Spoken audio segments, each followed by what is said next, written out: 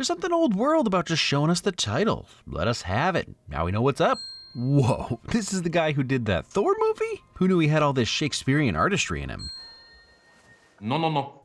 What a character intro. Back to the camera saying no a bunch. Look, Columbo is bumbling, Jessica Fletcher pretends to only be interested in writing her books, Matlock wears bad suits, even recently Benoit Blanc has that goofy accent. Everyone who solves murders needs something to distract the killer while they're investigating. And Hercule Poirot has just the silliest of mustaches. Sorry, I meant most epic and beautiful of mustaches. This will not be the last time we speak of it. These are two perfectly good oeufs. And don't think I've forgotten about his accent either, it just takes a back seat to the stash.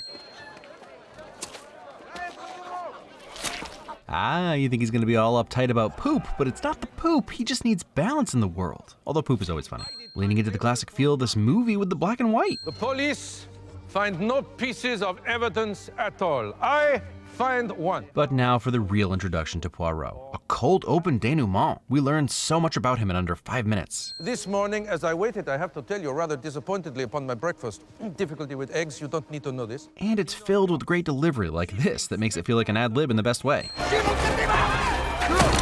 That, ladies and gents, and those outside the binary, is what we call a setup and payoff. Also a bit of clairvoyance. I want to look at paintings and have too much time on my hands. Woof, samesies. And whatever people say, there is right, there is wrong. There is nothing in between. Spoken like a guy who got to monetize his OCD as opposed to being ostracized for it. I wonder if he'll learn about gray areas. Nah, doubt it. I think he'll stay just super into justice. Au revoir, mon capitaine. We must never meet again. It's like a smart guy sassy burn. Something tells me we'll need a counter for that. I'm shouting at you in English, and now I'm doing it louder and slower. Man, there's some introspection you don't often see. See, we Americans assume anyone who doesn't speak perfect English is a buffoon, especially if English is their second language because we smart. I know your moustache. And like the thing is, it's not even technically a mustache. This part over here is generally part of the beard. That's cheek hair, not upper lip hair. The man grows a mustache that like 70% of the male population would be incapable of, myself included, and I have a beautiful beard, don't misunderstand. A governess or a cartographer? I made my gamble. He really is a fascinating combo of Sherlock Holmes and Inspector Clouseau. Masterpieces are baked to order every day. Ah, man after my own heart. Snacks are clutch. Hercule Poirot, this is... A prostitute. She is. I am. Way to own it. I do not need to read the telegram. Oh, how fun. Did someone cheat or die? Unfortunately, both. Fun meant different things in 1934. Anything non-Hitler related was A-okay, I suppose. Mademoiselle, it has been a pleasure. Again, just a kindness to someone some people might judge. Are you a prostitute as well?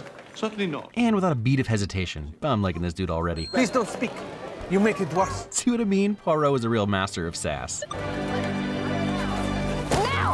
Solidarity. Could I take your photograph? To be fair, he never said yes. Also, killer face slam. Very Tommy Lee Jones in The Hunted. Appropriate reaction. This shot is phenomenal. Over 2.5 minutes following Poirot from one end of the train platform all the way to the other end, boarding the train, and then all the way back to the other end inside the train. It would be easy to hide cuts, but something tells me there aren't any. It's obviously fun, but also gives us a tour of the train, letting us know its length while giving us more time with Poirot's faux devil-may-care demeanor. Mr. Poirot, are you joining us? It depends who wins this debate. Number 3 with Mr. McQueen. Merci beaucoup. Enjoy, my friend. Number 3 is unlucky. And telling us what we need to know about Mrs. Hubbard at the same time. She likes to flirt and talk, which is exactly what she wants everyone to think about her. Apologies, madame. I meant no disrespect. Oh, you could try to mean a little. But yeah, can't blame her. Just look at this gentleman. I think that we are bunkies. Really? I am equally disappointed in you. This is nice. Sass master. Oh, right, Branagh also directed, which means we get some Dutch tilts that are only Dutch tilts so he can fit everything in frame during tight close-ups. What a guy. Honestly, this cast was nuts already, but then these two British treasures show up and now there's no way I won't like this movie. And then the something of a scientist himself? No way he says anything I can't win. No way. Something I enjoy about this film is that they don't bother to hide that almost everyone dislikes Ratchet/Cassetti. Everyone in that room was paying attention to him and it was obvious. We're supposed to notice. I wouldn't say I'm a train guy, but I also don't hate this train prawn either. Even the people not on the train seem to like this one. Eyes linger any longer, I'll have to charge rent. I'll pay.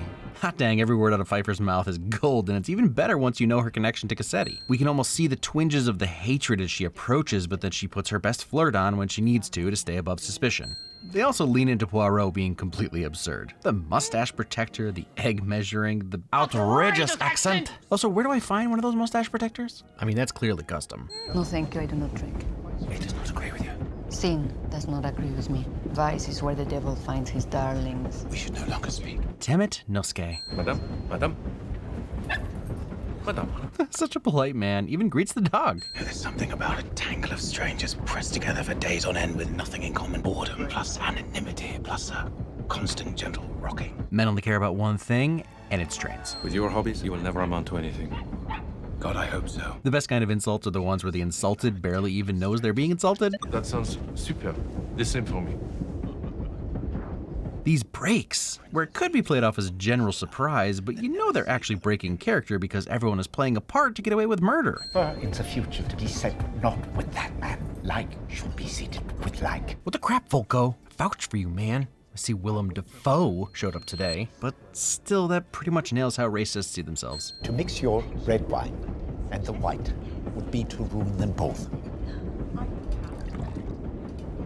I like a good rosé. Somebody Aburn.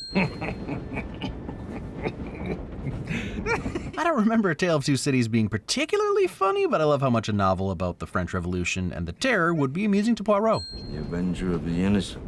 That's what they call you in the papers. Just tell the Italians it ain't me, babe. It ain't me you're looking for, babe. Business with the gun, right? Is that what it was? It is far more personal than that. I do not like your face. Saster class. Did we die? I hope Death of the Nile is as weirdly goofy as this film. Oh, he pops his head out. Such a fantastic weirdo. Poirot Snowpiercer crossover? What? Madam, you cannot hold me accountable for the weather. Of course I can, you're the one here. Dame Judi Dench eviscerating a man as only she can, since Dame Judi Dench is always a win. It is not for us to say if we deserve to arrive safely at our destination, or if, like Lucifer, we must fall. Yike. She's seen some stuff. I can't even mention Raimundo without spoiling Voltaire.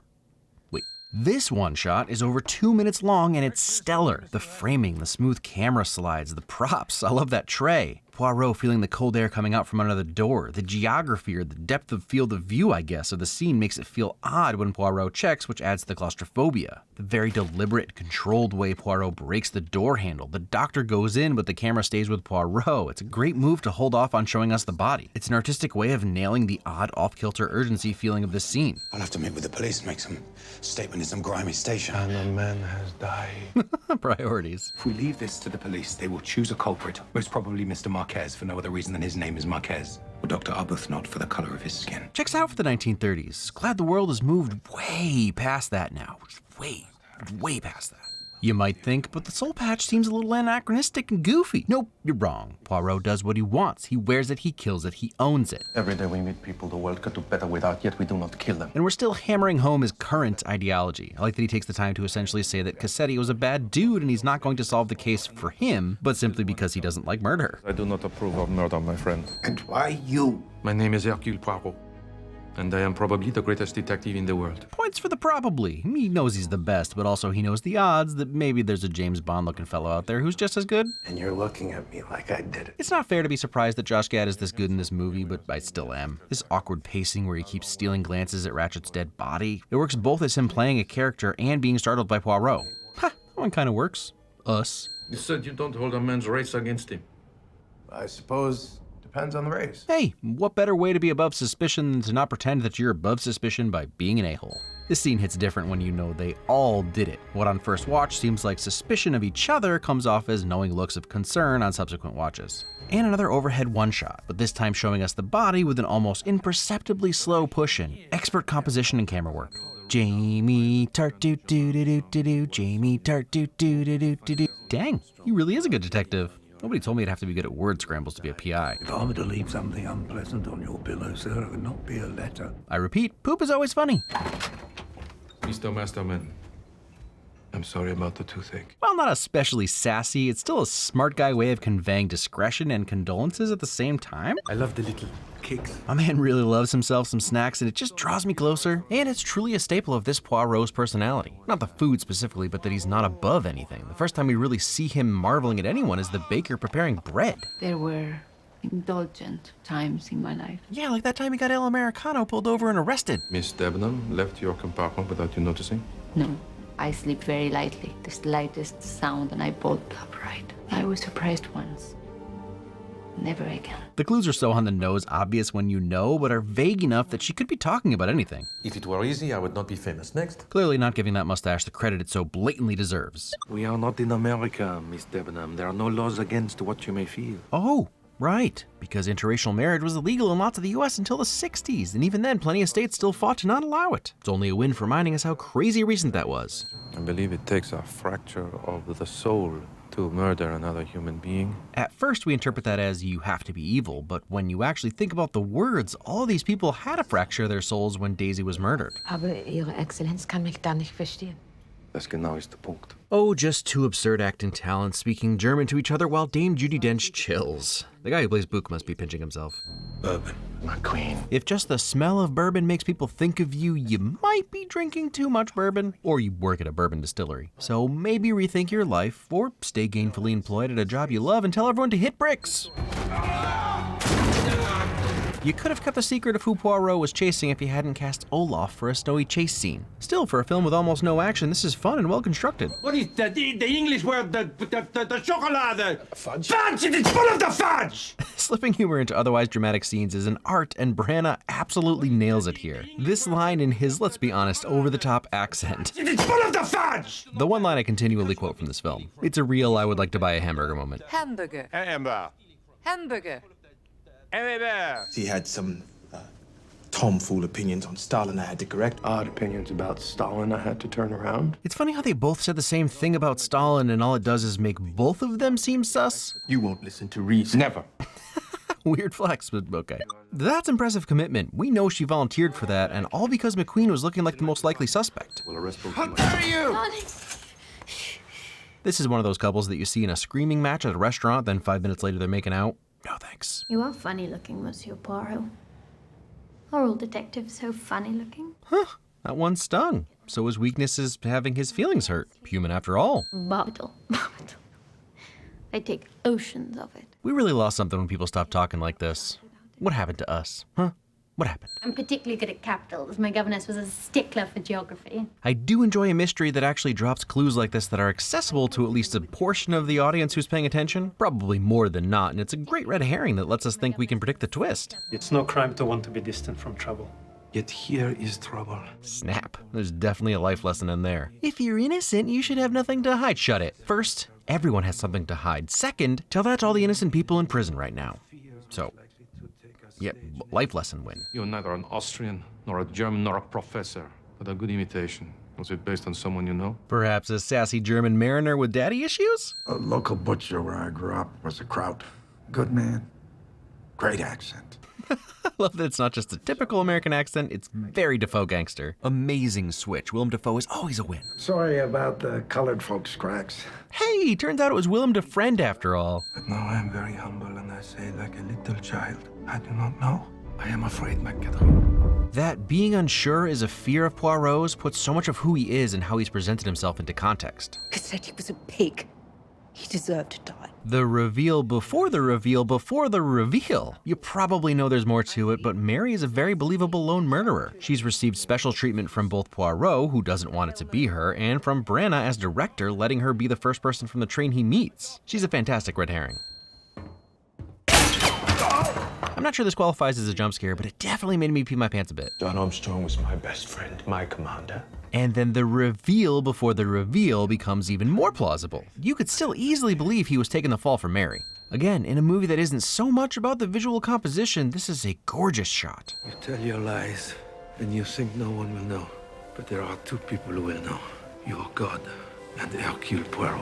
How's that humble feeling going? But that is a badass good guy line if I've ever heard one. A sharpshooter who does not kill at close range? Wilp looks like Aaron Burr did throw away his one shot this time. Look at this cast. So stacked. And this is clearly a Last Supper vibe. Poirot just doesn't know who Judas is yet, or we don't. Based on him having his pistol already unloaded, I think he might have known. I was Colonel Armstrong's Batman in the war. His own personal Batman? Can I get a Batman? Do they come with a Batmobile? I mean, like, could I request a Catwoman instead? Pierre Michel of Avignon. So many mysteries have taken the everyone did it move from this story, but I was still totally thrown when we find out that Jafar was part of it. He's such a small part in the film, but it shows you how planned out every detail was. Might have fallen from Michelle's when he was in your room. I'm not missing any. This works great as a double reveal, as Michelle Pfeiffer is pretty much recognized as a blonde. Wigs often stand out in films, but this one worked, especially with the character and the way she played Mrs. Hubbard. It can only have been done by all of you. And man, even if you know this story, it's still a moment that hits you like a ton of bricks. Usually all but one is innocent and you learn that you've been tricked by that one who's secretly evil. But this time it's not that simple. And the way it's shot, it feels like we're watching their memory of how it happened, not exactly how it happened. It's dramatic but also shaky, and the actual knife hitting Cassetti is off camera since he isn't the one that matters in this moment. There was right, there was wrong. Now there is you. I cannot judge this. And I guess I was wrong about his line from earlier, but tying a bow on it like this works because it is his arc, and it unbalances him. Book can lie. I cannot. I mean, he's literally lying here. See? By the way, this score has been pretty mild in the background, but this piece always makes me feel stuff. Do it! One of you! Also, he yells a lot. Allons-y! Maintenant! Sometimes the law of man is not enough. I should introduce you to my friend Dexter. Also, one of the few things missing from the book that makes this all work a little better is that Cassetti was acquitted, which means they couldn't just turn him into the police because he couldn't be tried for the same crime again. But also, it was the 30s and the dude is in Europe, so something tells me he ain't getting caught. It's kind of nice to see these characters be themselves in this scene, even if they're all traumatized and broken beyond belief. Watching the matriarch of this whole ordeal, as it were, almost kill herself would probably rattle you a tad. I like to think that these two titans of acting play cards together on a regular basis. But the calm among them now that it's done, they may all be headed to the gallows, but they did what they believed needed to be done and are ready to accept the consequences. What a wonderfully dapper little weirdo. I have seen the fracture of the human soul. And Poirot comes back to that line again, but finally realized what it means in this context. Good stuff. Another killer one-shot with the whole cast to close out the story, following Poirot the whole way through this truly amazing set and then passes him to spin around on Arden. I guess Hamlet knows what he's doing. May you find your peace with this. May we all. Peace found. That dude was a child murderer. He's lucky Dame Judi Dench didn't make him into a fur coat. I have to take him to Egypt straight away. There's been a murder, sir, right on the bloody Nile. Death on the Bloody Nile is arguably a better title. Would you please straighten your tie? One more to round us out. Dang, and one more great long shot to end the film. He got it all in there. The train, which was very much the main character, leaving while he heads off to a new locale, this time in a boat with Maeve. I joked about Branagh's eclectic directorial history. Still, I think Murder hits an interesting sweet spot between his half-dozen Shakespeare plays he's adapted and Thor and Jack Ryan Shadow Recruit. They're all great in their own ways, but Hamlet can be inaccessible? Let me not think on't. Frailty, thy name is woman, a little month! Well, sure, you've got to think about the frailty thy name is woman. Yep. So for me, Murder is that place between Thor's goofy Dutch tilts and Much Ado's monologues where everyone is still chewing the scenery, but at least I know what the crap they're talking about. Not as many butts as in Much Ado, so loses some points there. Because, butts are cool. And the man is talented, both as a leading man and director. I very much enjoy this movie, but somehow it's too short and also too long. That's a risk you take with 86 amazing actors all elbowing each other for screen time. But I'll also say that I think part of the fun of this film is that it takes itself very seriously. And the subject matter is rough, even if it's hard to take anything serious with this thing crawling around the screen. The only other weakness is that at times the tone of the score can clash with what you'd think the intended tone of the scene would be. During Poirot's big, I'm here to kick butt and eat cakes and I'm all out of cake speech. You are God. And Hercule Poirot. The music almost feels like it's in the wrong movie, or at least the wrong scene. It goes by quick, so it's really not a big deal, but it's a good example of how the film seems to struggle to pick a tone at times. I already kissed the bums of all the central figures, but I will say that anyone I thought might not fit in or be up to snuff absolutely did and had surprising performances. While Josh Gad has a lot of Broadway cred, he hasn't had a lot of serious film roles, but he and some of the more minor name actors really held their own. I can't imagine coming to set on the ensemble days. Talk about stage fright. Although Book ended up in a relationship with Daisy Ridley, so stage fright be damned. The theme was hammered home hard, but it's one I appreciate. Things aren't black and white. Poirot enters the movie believing there is right and there is wrong and nothing in between. Believing so helps him stay balanced. It makes the world make sense. And when he meets this group, it shatters all his preconceived notions, and now with Gray in his world, he's unbalanced. I like the idea of self-contained little Hercule Poirot stories, but I also hope they play that forward into the sequel. Maybe flip it back around on him, who knows. I certainly enjoy the formula of an absurdly stacked cast surrounding Branagh while he obviously has fun with his character. Who wouldn't want to be in these films? Either way, I'm excited about Death on the Nile. Next week, a new one that was epic, and sounded epic, and looked epic. Have I used that before? I think I've used that before.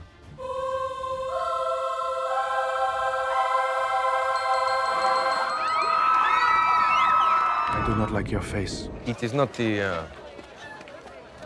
It is the imbalance.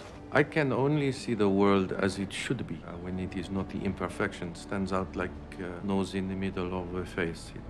I do not like your face. Your face. The imbalance.